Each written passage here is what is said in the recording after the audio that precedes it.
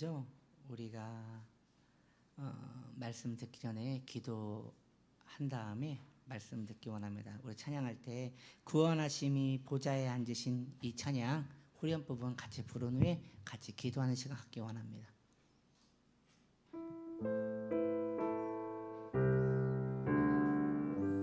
구원하심이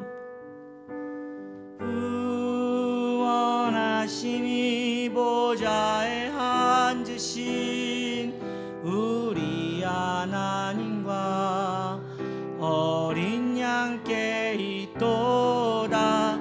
구원하심이 보좌에 앉으신 우리 하나님과 어린 양께 있도. 한 번 다시 구원하심이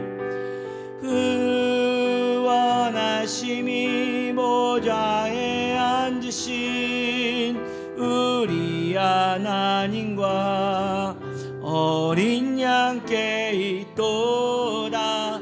구원하심이 보좌에 앉으신 우리 하나님과 어린 양께 있도다. 이 시간 우리가 함께 기도할 때 이 나라와 이 민족을 위하여 기도하시고, 오늘 우리가 은혜 받기 위하여 또 우리가 그리스도와 연합되기 위하여 우리 함께 주님의 이름 세 번 불러 기도합니다. 주여, 주여, 주여. 거룩하신 하나님 감사합니다. 이 시간 우리에게 은혜 허락하여 주시어서 그리스도의 가까이 가는 은혜를 허락하여 주옵소서. 이 나라와 민족이 하나님을 경외하는 복된 나라 되게 하여 주시옵시고, 우리 지은나무 교회가 복을 받고 하나님 성령으로 충만하여 영원에 힘쓰는 교회 되게 하여 주시옵소서. 이 시간 우리가 말씀을 듣고 은혜 받기 원하옵나니 하나님 주의 문답 시리즈를 통하여 그리스도를 깊이 알며 교리의 눈을 뜨며 주 앞에 은혜의 그 복음이 반듯하게 서갈 수 있도록 우리의 영혼을 붙들어 주시옵소서. 예수님 인도하여 주시어서 충만을 누리며 살아가게 하여 주시고 거룩하신 그리스도 앞에 서게 하여 주시옵소서. 할렐루야, 할렐루야. 주님 감사합니다. 주님 감사합니다. 구원하심이 보좌에 앉으신 우리 하나님과 어린 양께 있도다.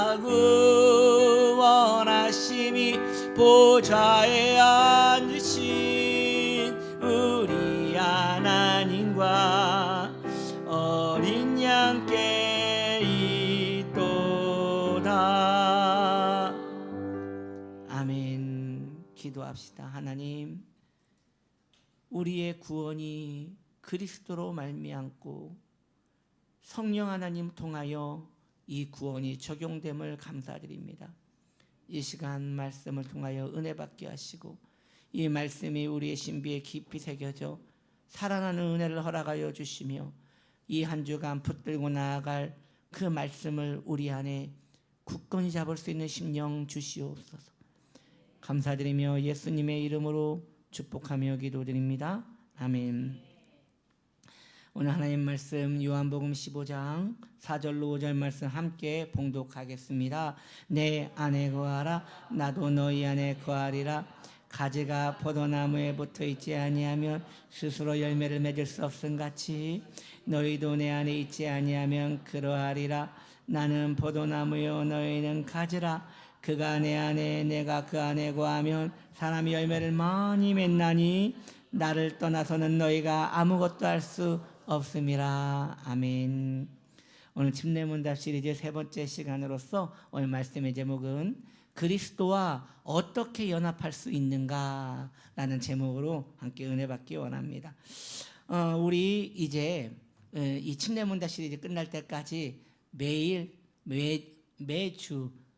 웨스트민스터 소요리 문답을 우리가 하나씩 암송하기로 하였죠. 오늘은 30번입니다. 제가 문제를 읽을 테니 여러분이 답을 읽어주시기 바랍니다. 성령께서는 우리에게 구원을 어떻게 적용시키십니까?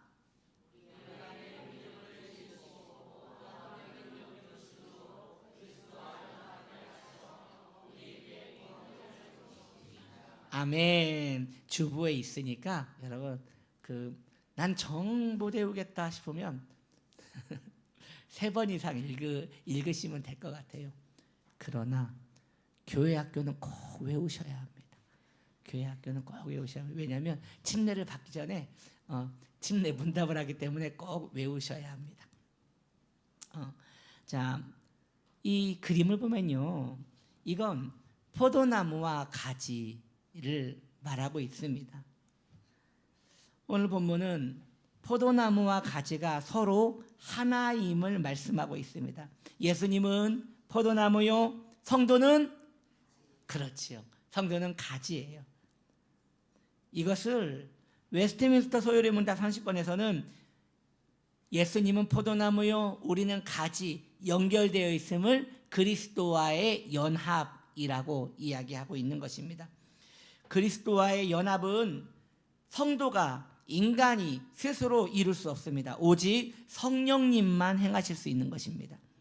그렇다면 성령님은 어떠한 방법으로 우리를 그리스도와 연합하게 하시는 것입니까? 그 원리를 오늘 알아보려 하는데, 첫째로 먼저 우리 안에 믿음을 일으키시는 일로 행하시는 것입니다. 성령님은 우리 안에 믿음을 일으키셔서 예수님과 우리를 연합시켜 주십니다. 이런 격언이 있지요. 죽은 자는 말이 없다고 말입니다. 마찬가지로 죽은 영혼은 하나님 앞에서 어떠한 반응도 하지 않습니다. 그러기에 성령께서 하시는 일은 먼저 죽어있는 영혼을 살리시는 일입니다. 영혼이 죽었다는 것은 무엇입니까? 영혼은 죽지 않아요. 근데 영혼을 왜 죽는다고 할까요? 이것은 또 하나의 표현이에요. 하나님과 단절됐다, 이것을 영혼이 죽었다고 표현하는 것입니다. 그러니 죽은 영혼이 살아난다는 것은 영혼이 하나님과 다시금 연결된다는 것을 말하는 것이지요. 영혼이 살아난다면 영혼의 기능이 활성화된다는 걸 말하는 것인데, 영혼의 기능을 먼저 살펴봅시다. 영혼의 기능은 이러합니다. 여러분의 영혼이 그리스도를 만나서 살아났다면 이 3가지 증상이 여러분에게 나타나야 합니다. 첫째로 하나님을 생각하게 됩니다. 둘째로 하나님을 원합니다. 더 원합니다. 그리고 하나님을 사랑하게 됩니다. 하나님을 믿지 않는 자연인들에게는 그들의 영혼이 죽었기에 이러한 일을 못해요. 어떻게 하는지도 몰라요. 할 수가 없어요. 그러나 성령님이 오시면 인간 안에 있는 영혼이 살아남으로 영혼의 기능이 살아나고, 이로 인하여 하나님을 향한 믿음이 일어나는 것입니다. 우린 여기에서 믿음이 생겨나기 전에 영혼이 먼저 살아나야 한다는 것을 깨닫게 되는 것입니다.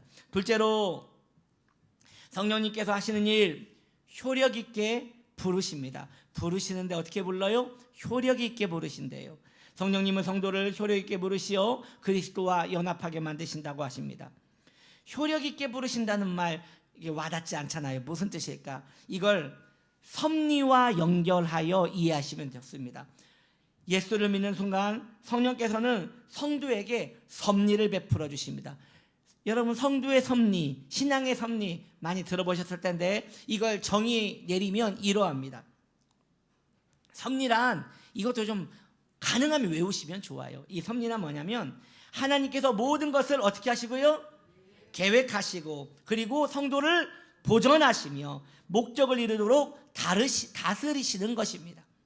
중생한 성도는 자신이 자신의 인생을 살아가는 것 같지만 성령님이 성도의 인생을 간섭하시어서 하나님의 영광을 위하여 살아가게 하시는 것입니다.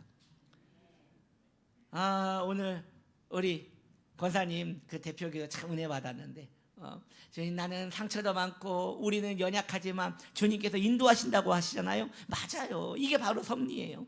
하나님께서 성도의 삶을 인도하시는 것입니다. 그렇다면 구체적으로 성령님은 성도의 인생을 어떻게 간섭하시며 어떻게 섭리하실까요? 작은 1번으로 말씀으로 간섭하십니다. 말씀으로 인도하십니다. 성령님은 성도에게 새로운 계시를 주시는 것이 아니라 이미 주신 말씀을 깨닫게 하시어 순종하게 하시는데, 이에 대하여 요한복음 16장 13절은 이렇게 말씀하시니 같이 읽어볼까요? 그러나 진리의 성령이 오시면 그가 너희를 모든 진리 가운데로 인도하시리니 그가 스스로 말하지 않고 오직 들은 것을 말하며 장래일을 너희에게 알리시리라. 아멘. 한 성도님이 그 위대한 설교자 스펄전에게 와서, 목사님, 저는요 하나님의 음성을 들으면 소원이었겠어요. 어떻게 하면 하나님의 음성을 들을 수 있습니까? 라고 했더니 스펄전 목사님이 이렇게 대답하셨대요. 성도여, 성경을 펼쳐서 큰 소리로 읽으십시오. 그게 하나님의 음성인 것입니다. 여러분, 성령님이 음성을 직접 주지 않으세요. 우리가 성경을 통하여 읽은 그 말씀이 우리 안에 울림이 되어서 깨달음과 그 실천을 통하여 응답받고 성령의 음성을 듣게 되는 것입니다. 또 우리 주의 성령님께서는 성도의 삶을 어떻게 간섭하십니까? 환경을 통하여 이렇게 간섭하십니다. 성령님은 성도의 일상에 소소한, 저는 이걸 가리켜 성도에게는 버릴 것이 없다고 생각이 들어요. 어떻게 해요? 만남을 통하여, 실패를 통하여, 질병을 통하여, 직장을 통하여, 경제적인 상황을 통하여, 뜻밖의 상황을 통하여 모든 환경에서 성령님이 다 역사하셔서 그 삶을 소소하게 인도하시는 것이에요. 그래서 여러분, 성도의 삶에는 우연이 없어요. 성도의 삶에는 우연이 없어요. 그러니 성도가 하지 말아야 할 말이 있어요. 재수없게 이런 거 없어요. 모든 것이 하나님의 소소한 그 인도하심에 따라 나아가는 것이에요. 성도의 삶을 성화의 길로, 하나님께 나아가는 길로 우리 주의 성령님께서 섭리를 통하여 인도하시는 것입니다. 저 유명한 그 철로역정의 작가이신 존 버년 목사님은요, 침례교 목사님이에요. 영국 목사님인데 침례교 목사님이신데 그 설교를, 여러분 철로역정 책을 읽어봐서 아시겠지만 굉장히 그 재미있잖아요. 설교가 얼마나 재밌고 은혜롭던지 이 목사님이 설교를 하면 성도님들이 막 몰려드는 거예요. 그런데 당시 영국은 국교회가 나라를 장악하고 있었어요. 그래서 어느 정도로 그 법이 강했냐면 나라에서 설교를 하라고 정해준 목사가 아니면 설교를 못하게 했어요. 그러나 존 버니 목사님은 그걸 거부했어요. 왜 내가 하나님께 사명을 받았는데 왜 설교를 못합니까? 하나님께 내게 은사를 주셨는데 왜 설교를 못합니까? 하면서 담대히 설교를 했는데 어느 날 교회에서 설교를 하는데 관리들이 교회 안으로 들어왔어요. 그리고 그 목사님을 체포하여 끌고 갔어요. 목사님과 그 많은 수많은 성도들은 잠깐 있다 나올 줄 알았어요. 그냥 조사만 받고 나올 줄 알았어요. 왜? 설교한다고 잡아가는 것도 이상한데 설교한다고 얼마나 잡아놓겠어요. 그런데 그렇게 끌려간 게 12년 동안 갇혀 삽니다. 12년 동안. 그럼 12년 동안 어떻게 됐을까요? 교회는 다 뿔뿔이 흩어졌어요. 그리고 너무 가슴이 아픈 게 그 존 버년 목사님에게는요, 자녀가 6명이 있었어요. 사모님이 계셨고 엘리자베스라는 사모님이 계셨고 또 자녀가 또 6명이 있었는데 그 중에 장녀인 메리가 눈이 안 보이는 자매예요. 맹인이에요. 목사님이 감옥에서 막 속이 끓는 거예요. 왜냐하면 본인의 가족이 다 굶어 죽게 생긴 거예요. 그래서 목사님이 감옥에서 뭘 했냐면요, 신발끈을 만들어요. 신발끈을 계속 재료를 구해다가 신발끈을 만들어 가지고 또 그 성도님들 중에 이렇게 장사하시는 분이 이렇게 면회를 오면 이걸 한 다발씩 줘가지고 이걸 팔아서 내 가족에게 주라고, 그렇게 감옥에서 그 가족들을 이렇게 또 생계를 이어갈 수 있도록 했대요. 얼마나 괴로웠을까요? 본인은 잠깐 들어갔다 나올 줄 알았더니 12년간 아무것도 못하게 잡혀가지고 거기에서 설교도 못하고 하나님 복음도 못 전하고 신발끈을 만들면서 거기 고통 가운데 있을 때, 그때 존 버년이 큰 걸 깨달아요. 신앙생활이라는 것은 다른 게 아니라 이게 다 신앙생활 아니겠는가.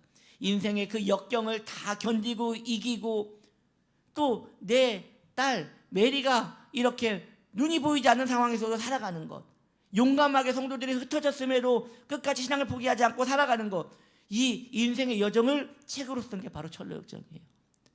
아마 감옥에 가지 않았으면 그 위대한 제2의 성경이라고 일컬어지는 그 책은 만들어지지 않았겠죠.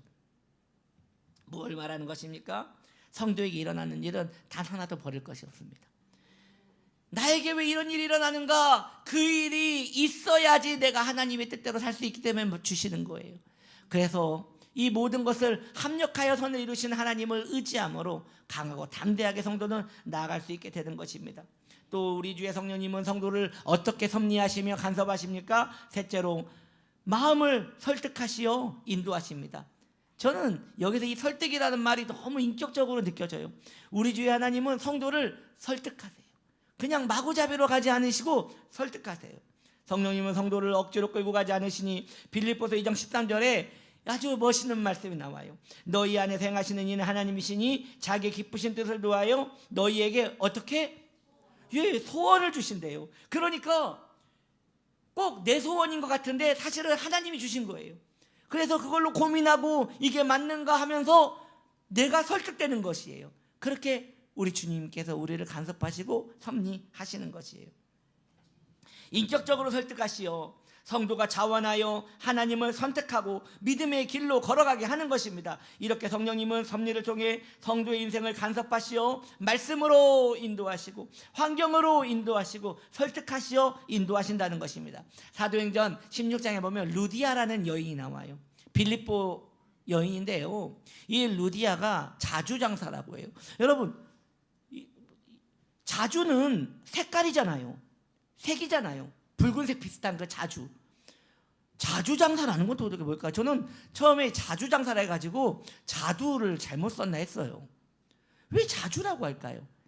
이게 그 당시 자주색은요, 염료예요. 염료.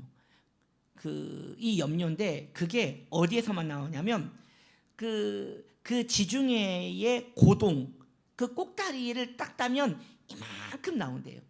그러니 천을 염색하려면 그 고동이 얼마나 많이 필요하겠어요. 그리고 그 시대 때는 잠수정 같은 게 없잖아요. 사람이 일일이 들어가 가지고 이걸 따야 하는 것이에요. 그렇기 때문에 이 자주색이라는 것은 왕이나 귀족들만 쓰는 아주 고급 그 염색 옷감이었던 것입니다. 그러니 루디아는 큰 부자였어요. 큰 장사를 하는 부자였어요.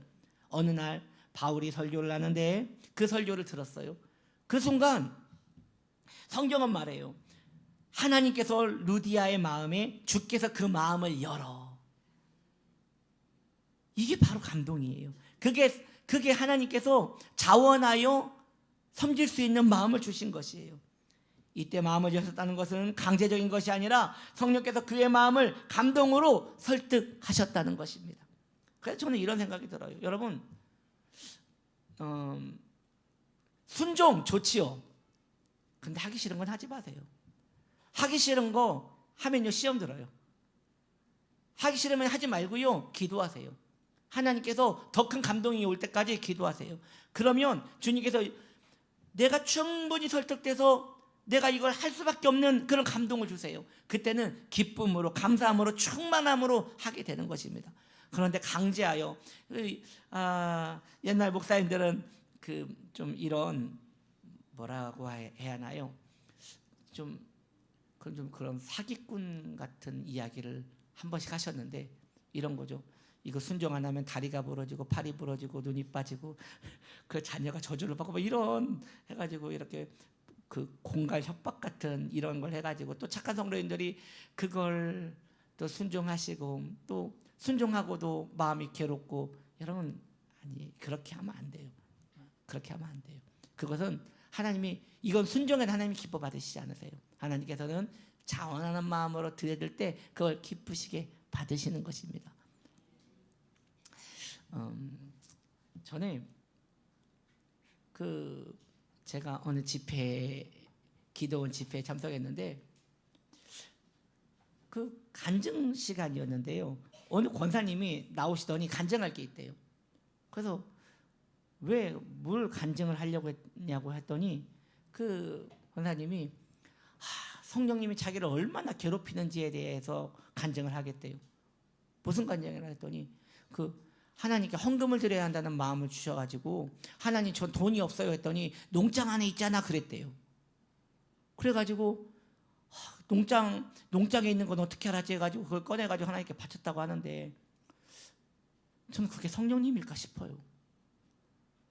하기 싫다는데 농장에 있는 것까지 끄집어내가지고 드리게 하는 우리 하나님은 거지가 아니에요. 여러분, 우리 하나님은 가난뱅이가 아니에요. 하나님께서 우리에게 감동을 주시고 순종하라고 하시는 것은 오로지 우리의 유익을 위한 것이지 하나님께서 그렇게 하시는 분이 아니세요. 인격적이신 분이세요. 하나님을 경외하십시오. 하나님을 경홀히 여기지 마십시오. 저는 지금까지 두 가지를 이야기했습니다. 우리 주의 성령님께서 그리스도와 우리를 연합하기 위하여 첫째로 믿음을 일으키신다고 하셨고, 둘째로 뭐였죠? 효력 있게 부르신다고 하였습니다. 이제 세 번째입니다. 마지막 세 번째로 구원을 적용시키십니다. 성령님은 성도에게 구원을 적용시켜 주셔서 그리스도와 연합하게 하시는 것입니다. 그렇다면 성령님은 어떻게 성도에게 구원을 적용시켜 주시는 걸까요? 이것을 교리적으로 네 가지로 설명할 수 있는데, 작은 1번으로 생명을 주십니다. 이걸 가리켜 뭐라고 해요? 거듭났다라고 해요. 두 번째, 우리를 믿어지게 하십니다. 이걸 뭐라고 한다고요? 회심. 세 번째, 변화를 주십니다. 그것을 성화. 마지막 끝까지 붙들어 주십니다. 이것을 가리켜 견인이라고 하는 것입니다. 그래서 거듭남, 회심, 성화, 견인을 통하여 성도에게 그 구원을 적용시켜 주십니다. 근데 여러분 기억하실 게 있어요. 구원을 받는 것과 구원이 적용되는 것은 다른 거예요. 구원을 받는 것은 예수 그리스도의 십자가를 믿을 때 구원을 받아요. 적용되는 것은 그 귀한 구원이 성도의 삶에 알맞게 적용되는 것이에요. 그래서 여러분, 예수를 믿어도 어떠한 사람에게는 큰 성화가 일어나는가 하면 어떠한 사람에게는 정말 변화가 없이 조금씩 변하는 일이 있어요. 그게 바로 적용의 그 단계가 서로에게 다르기 때문인 것이에요. 예수님은 우리에게 구원을 이루셨습니다. 성령님은 우리에게 구원을 적용시켜 주십니다. 예전에는 죄가 죄처럼 느껴지지 않았어요. 자신의 죄에 합리화하느라고 바빴어요. 또 시간이 지나면 둔해져서 같은 죄를 반복하여 짓기도 하였어요. 그러나 성령님이 간섭하시고 또 간섭하시고 또 간섭하심으로 죄에 대하여 민감하게 되어 괴로움을 느끼게 되는 것입니다. 죄를 지은 후 성령님이 양심을 괴롭게 하심으로 차라리 이렇게 비참하게 사느니 이제 이 죄를 멀리해야겠다라는 거룩한 결단이 서게 되는 것이죠. 구원을 받는 것은 자격을 부여받는 것이라면, 구원이 적용된다는 것은 그 자격에 어울리게 살아낼 수 있는 힘을 가지게 되는 것입니다. 여러분, 이게 뭐냐면요, 이게 좀 1부, 2부 때도 설교했지만 발음이 참 안 돼요. 스트라디바리우스라는 이 바이올린이래요. 이게요, 수십억에 호가하는 아주 귀한 바이올린이라고 합니다. 전 세계에 몇 개 없는. 30억에도 팔렸다고 하니까 대단한 것 같아요. 제가 여러분들에게 묻겠습니다. 저는요, 바이올린을 한 번도 해본 적이 없어요. 그런데 저 같은 사람도 이런 30억짜리 바이올린을 딱 끼고 연주를 하면 기가 막힌 연주가 나오겠죠? 30억짜리인데? 안 될까요? 여러분, 30억짜리 바이올린이지만 제가 키면 낑낑낑낑 소리만 날 거예요. 확실해요, 그것은. 그런데요, 이분 세계 정상급 바이올리니스트라고 하는 이 정경환 님이 이 악기를 가지고 바이올린을 키면요, 기가 막힌 소리가 나올 거예요. 그런데 여러분, 이게 제가 이분의 그 바이올린 음악을 한번 유튜브에 들어가서 들어봤거든요. 근데 저는 뭐가 좋은지 모르겠더라고요.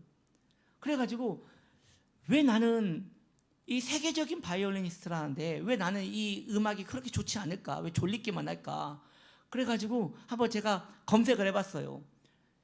왜 바이올린 음악은 누군가에겐 좋고 누군가에게 별로 안 좋은가? 그랬더니 이게 몰라서 그런 거래요. 몰라서. 바이올린을 정말 잘 켜는 이 명인이 켜는 것은 어떤 것이 잘 키는 거냐면, 정말 이 바이올린 연주를 잘하는 사람은 이 현 하나를 딱 긁을 때 거기에 스토리가 있대요. 그래서 찡 하고 울릴 때 거기에서 슬픔과 기쁨과 희노애락이 다 녹여져 있다는 거예요. 그래서 그 맛을 한번, 이게 처음 들어서 모르는데 자주 들으면 귀가 열린대요. 그래서 그 맛을 딱 알면요, 다른 소리는 들을 수가 없답니다. 그 맛 때문에 들을 수가 없대요. 그러니 저는 이게 들을 때 별로 감흥이 없는 것이죠. 여러분, 우리가 구원을 받았다는 것은 이런 좋은 바이올린을 선물로 받은 것과 같습니다. 그런데 우리가 구원이 적용된다는 것은 이 좋은 바이올린을 켤 수 있도록 성령님이 우리를 훈련하시는 거예요. 이 바이올린을 충분히 연주할 수 있도록, 그 인생을 구원이란 노래로 충분히 연주할 수 있도록, 그래서 한 현만 켜도 거기서 희노애락이 있으며 거기서 기쁨이 있으며 거기서 충만함이 있을 수 있도록 성도의 삶을 다스리시는 거예요. 그래서 처음에는 낑낑 소리가 나지만 시간이 지날수록 더 풍성하고 아름다운 음악으로 성도를 전부 연주자로 만드시는 것이 성령님이 하시는 일인 것입니다. 말씀을 정리합니다. 오늘은 귀한 성찬주일입니다. 여기에 이 성찬은요, 본인이 그리스도를 구주로 영접하신다고 믿는 모든 분들은 다 성찬에 참여할 수 있습니다. 여기에서 예수님의 살을 먹을 것입니다. 예수님의 피를 마실 것입니다. 우리 반주자 나오셔가지고요. 그때 우리가 이 성찬을 먹고 예수님과 연합되는 것이에요.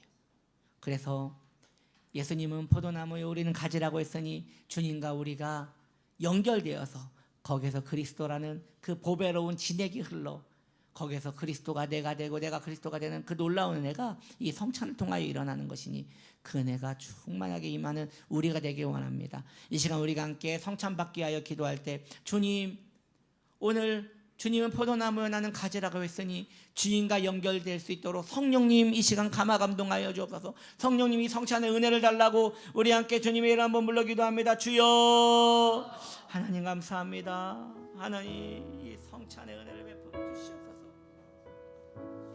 성령님 은혜를 베풀어 주시옵소서.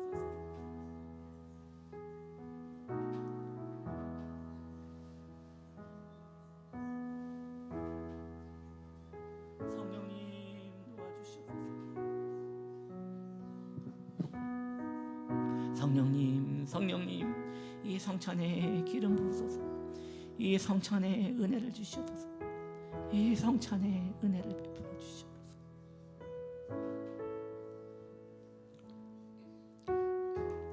성찬의 의미를 생각하고 성찬에 참여하시기 바랍니다. 1. 성찬을 할 때 성령을 통하여 부활하신 그리스도께서 이 자리에 임재하십니다. 성찬의 떡과 포도주를 통해 성도는 그리스도와 신비로운 연합을 경험합니다. 성찬을 통해 성도는 실제적인 영적 성장과 성화를 누리게 됩니다. 성찬을 통해 모든 성도는 그리스도 안에서 하나임을 경험합니다. 5. 성찬을 통해 성도는 그리스도의 십자가 은혜에 감사하는 시간을 가집니다. 6. 성찬을 통해 모든 성도는 다시 오실 주님의 재림을 기다리는 시간을 가집니다. 아멘. 내가 너희에게 전한 것은 주께 받은 것이니 곧 주 예수께서 잡히시던 밤에 떡을 가지사 축사하시고 떼어 이르시되 이것은 너희를 위하는 내 몸이니 이것을 행하여 나를 기념하라 하시고 식후에 또한 그와 같이 잔을 가지시고 이르시되 이 잔은 내 피로 세운 새 언약이니 이것을 행하여 마실 때마다 나를 기념하라 하셨으니 너희가 이 떡을 먹으며 이 잔을 마실 때마다 주의 죽으심을 그가 오실 때까지 전하는 것이니라. 그러므로 누구든지 주의 떡이나 잔을 합당하지 않게 먹고 마시는 자는 주의 몸과 피에 대하여 죄를 짓는 것이니라. 사람이 자기를 살피고 그 후에야 이 떡을 먹고 이 잔을 마실지니 주의 몸을 분별하지 못하고 먹고 마시는 자는 자기의 죄를 먹고 마시는 것이니라. 아멘. 이 시간 성찬을 받기 전에 다시 한번 회개하는 기도를 가집니다. 주님, 내가 이 성찬 받기에 부끄러운 것이 있다면, 죄가 있다면 생각나게 하시고, 상처가 있다면 떠오르게 하시어 주님 용서해 주시고 회개하는 시간을 갖기 원합니다. 기도합시다.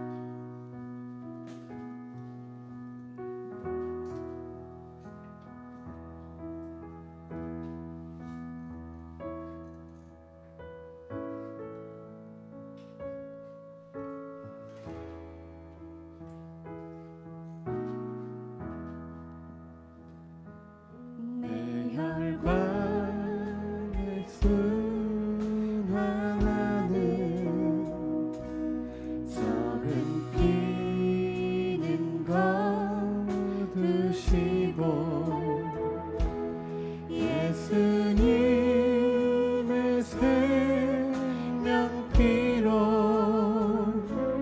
수혈하여 주시옵소서. 예수님의 그 피 속에 나를 깊이 잠그소서. 피 속에서 영원토록 주와 함께 살겠나이다. 죄악도 상속히 떠나 이 바다에 뛰어들어 자유롭게 헤엄치며 내 형체는 숨게 하옵소서. 예수님의 그 피 속에 나를 깊이 잠그소서. 피 속에서 영원토록 주와 함께 살겠나이다. 예수 피에 깊이 잠겨 하나님께 예배하며 피 속에서 찬송기도 항상 나오게 하옵소서. 예수님의 그 피 속에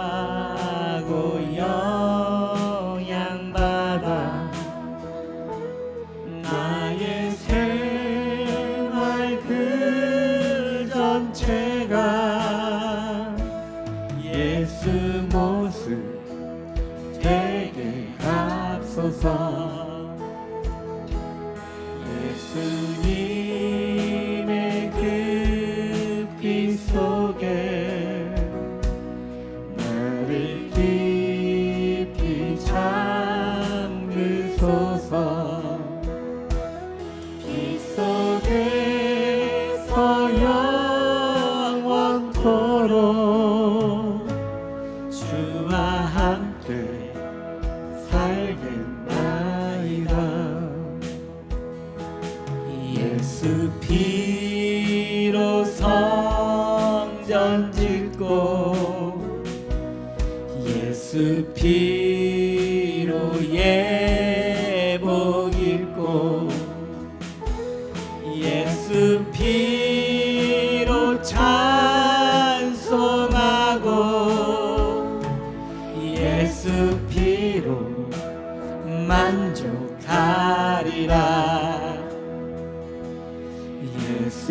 예수님의 그 피 속에 나를 깊이 잠그소서. 피 속에서 영원토록 주와 함께 살겠나이다. 기도합니다. 하나님 아버지 감사합니다. 우리가 그리스도와 연합합니다. 주님과 함께 살아갑니다.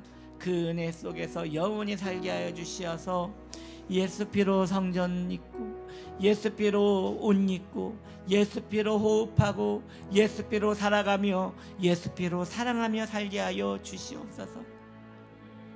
받은 바 은혜 감사하여 주 앞에 예물을 드리옵나니 우리 귀한 성도님들에게 복을 주시며 형통한 은혜를 허락하여 주시옵소서. 이 시간 병든 자리에 믿음의 손을 올려놓읍시다. 우리 주님께서 고쳐주시기를 소망합니다. 우리 주님과 연합된 모든 자들마다 우리 주님의 이름으로 나음받기 원하옵나니 예수님의 이름으로 강건함이 임할지어다. 머리부터 발까지 우리 주님의 치유가 임할지어다. 허리와 등이 나음을 받을지어다. 예수님의 이름으로 호흡기와 특히 위장병이 나음을 받을지어다. 마음의 공허함이 사라질지어다. 마음의 깊은 병이 치유될지어다. 예수님의 이름으로 우리 귀한 교회 학교 학생들에게 명철과 하나님 경외하는 지혜가 임할지어다. 그리스도의 은혜가 함께 있음을 감사드리며 예수님의 이름으로 축복하며 기도드립니다. 아멘. 우리 다 같이 일어나셔서 우리는 주의 움직이는 교회 함께 찬양합시다.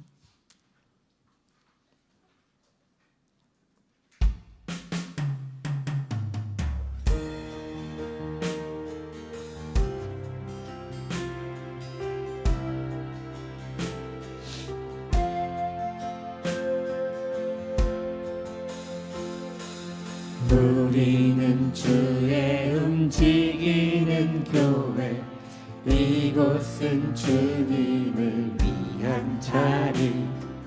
내가 기도하는 모든 땅 위에서 하나님 예배받을 그날을 고대하네. 날 노래로 주님의 성전을 지으리. 높임을 받으소서. 이스라엘의 찬송 증거하신 주님은 거룩하십니다. 두 손 들어 주님의 보좌를 만들고 온 만다에 경배하리. 구름 날개 사이에 임하신 것처럼 내 위에 임하소서. 하나님 우리가 이곳에 섰으니 이 땅을 치유하소서. 주님이 나의 몸이 되고 내가 주님의 몸이 됨을 선언합니다. 하나님 우리가 이곳에 섰으니 이 땅을 치유하소서. 하나님 우리가 어디에 있든지 주를 높이리라. 열방들아 주님을 송축할지어다. 그 발 아래 주라. 영원한 통치자 주 예수 그리스도 그는 위대하시라. 지금은 우리 구주 예수 그리스도의 은혜와 하나님 아버지 넘치는 사랑하심과 성령 하나님 그리스도와 우리 사이에 연합하게 하심이 이제 이 말씀을 듣고 하나님의 은혜 안에서 성령님께 영원히 간섭받으며 그 은총 안에 머물기를 원하는 복된 성도님들의 그 머리 위에 그의 기업과 그의 가정과 그의 건강과 또 우리 치유나무 교회 위에 지금부터 영원토록 함께 하시길 간절히 축원드리옵나이다. 아멘.